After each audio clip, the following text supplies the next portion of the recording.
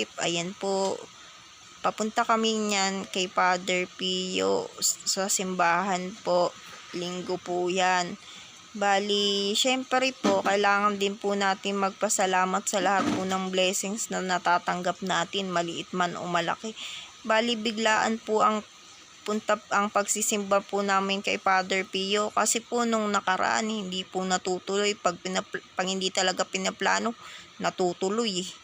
Bali kasi po kaya hindi po natutuloy ay kung hindi naman po masama ang pakiramdam ko, may work din naman po ang kapatid ko.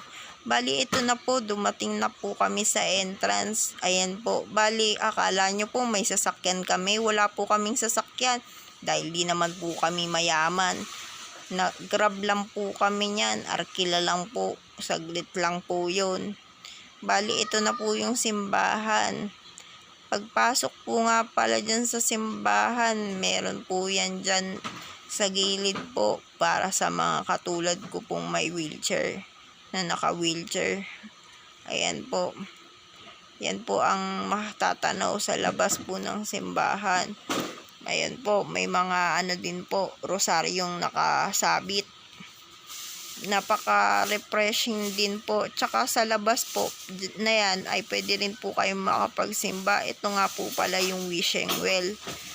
Pwede po kayo dyan humiling, mag-wish po. Maghagis lang po kayo ng coins po dyan. Yan po yung wishing well. Diba po? Simple lang po siya pero napakaganda po. Bali ito po may ibon po. May nakita po kong ibon. Diba? Saan kayo makakakita ng simbahan na may ibon? May bird. Ayan, totoong ibon po yun. Nalipad na po siya. Bali, ito po ay natapos na po yung misa. Kaya nakapag-wish na po ako. Kung ano po yung wish ko, huwag nyo na lang po itanong. Ako na lang, sa akin na lang po yun. Pero kung meron man, ang gusto ko lang naman po ang gumaling ako at laging ligtas ang aking pamilya. Ito nga po pala yung pagpasok po. Kasi sa labas po kami na pwesto gawa ng pagdating po namin nasa kagitnaan na po ng misa Ito po sa kaliwang side po ay yung po sa kandila po. Ito naman po ay ang pag dinaretso nyo po yung daan, ito po ang makikita nyo po. Yan po ang mga tatanaw nyo, dito po kayo makakapasok. And ito po yung malaking cross po. Diba may guardian angel po. Ayan po, magpa-pray na muna po ako Bali, ayan po, magpa-pray na muna po ako. And ayan po, bago po kami lumabas, pinicturean ko po si Father Pio. Ayun po, ito po makatanaw nyo kapag nasa labas po kayo. Makakapag-misa naman din po kayo kahit nandyan po kayo sa mga upuan na yan dahil po dun sa screen po ng TV. Ayan po, nabalik po tayo ulit dun sa may sa may kabilang side naman po. Ito naman po, po to, pwede po kayo dyan magsulat po ng hiling nyo o kaya po ng pasasalamat nyo po sa kay Papa Jesus. Kung ano pong gusto nyong isulat po, pwede po dyan. Dyan po yun. Tapos po ilalagay po dun sa may parang box po dyan na malaki po. Marami po nagsusulat dyan. Ito naman po labas na po kami.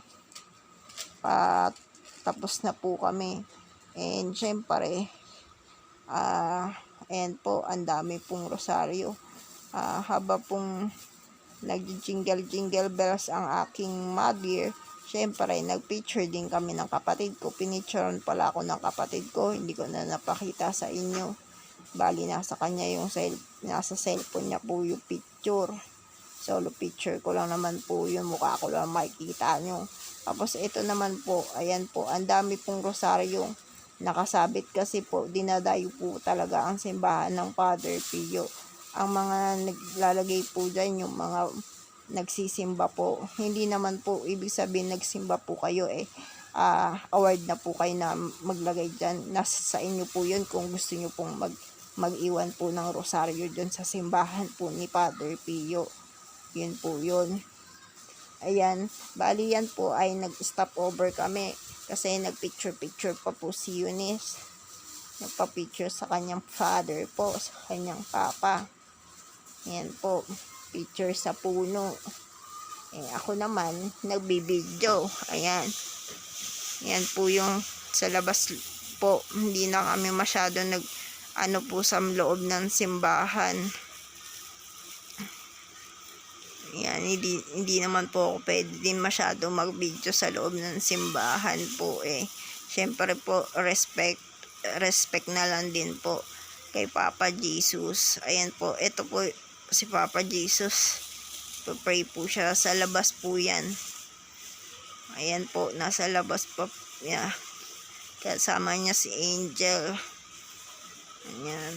Yan po yung makikita nyo. Bali, ito po, nakita nyo na po to yung kanina. Yun dun sa po to.